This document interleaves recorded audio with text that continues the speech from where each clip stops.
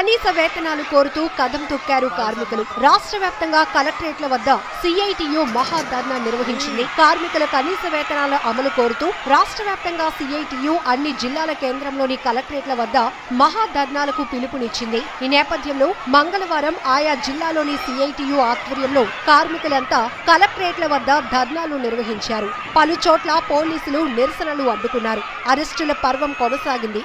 రాష్ట్ర వ్యాప్తంగా కార్మికులు కదం తొక్కారు.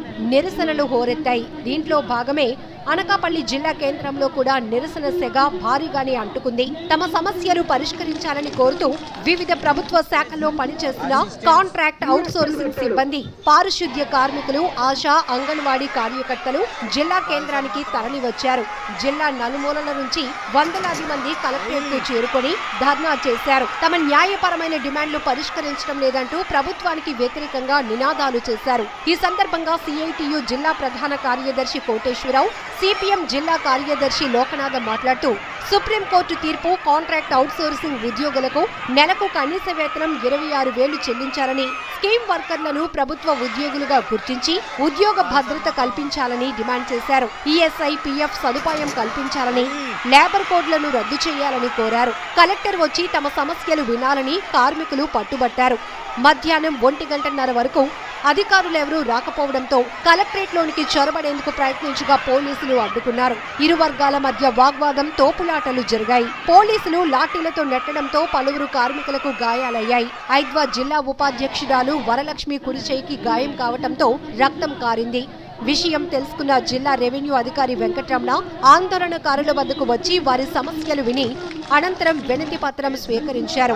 చర్చల కోసం కొంతమంది నాయకులను జేసీ కల్పనా కుమారి వద్దకు పంపారు. కార్మికుల సమస్యలు, వారి డిమాండ్లు ప్రభుత్వం దృష్టికి తీసుకెళ్తామని ఆమె హామీ ఇవ్వటంతో కార్మికులు ఆందోళన విరమించారు. ఈ కార్యక్రమంలో సిఐటియు జిల్లా అధ్యక్షుడు రుత్తల శంకర్రావు, కార్యదర్శులు ఆర్ రాము, గనిశెట్టి సత్యనారాయణ, కోశాధికారి బివి శ్రీనివాసరావు, అంగన్వాడీ యూనియన్ జిల్లా అధ్యక్షురాలు దుర్గారాణి, ఆశా వర్కర్స్ జిల్లా ప్రధాన కార్యదర్శి బి సత్యవతి, మధ్యాహ్న భోజన పథకం రాష్ట్ర అధ్యక్షురాలు బి వరలక్ష్మి, ఎస్ఎఫ్ఎస్ఐ జిల్లా అధ్యక్షుడు తరుణ్ పాల్గొన్నారు.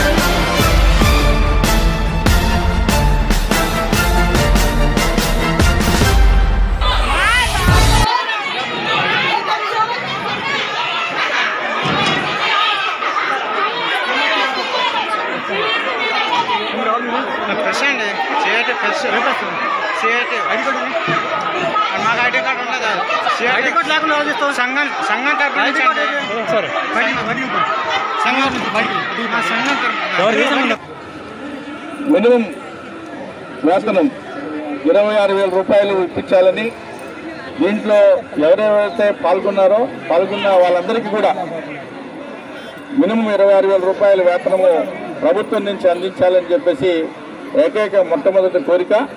అలాగే ప్రతి డిపార్ట్మెంటు, అంటే ఉదాహరణకు ఆశా వర్కర్స్ యూనియన్ సంబంధించి ఆశా వర్కర్లకి, కమ్యూనిటీ హెల్త్ వర్కర్స్కి కనీస వేతనం 26,000 పని భారం కూడా తగ్గించాలని, ప్రభుత్వ సెలవులు, మెడికల్ లీవులు, వేతనంతో కూడిన మెటర్నిటీ లీవులు ఇవ్వాలని, అలాగే రిటైర్మెంట్ బెనిఫిట్స్ కూడా సుమారు 5 లక్షల దాకా ఇవ్వాలని, అలాగే ప్రభుత్వ ఉద్యోగులతో సమానంగా 62 సంవత్సరాలు వాళ్ళకి రిటైర్మెంట్ వయసు కింద చూపించాలని, గ్రూప్ ఇన్సూరెన్స్ అదేవిధంగా 10 లక్షల రూపాయలు ఇవ్వాలని, ఇలాగా ఆశా వర్కర్స్ సంబంధించి ఈరోజు ఈ యొక్క డిమాండ్స్ తోటి ధర్నా చేయడం జరిగింది.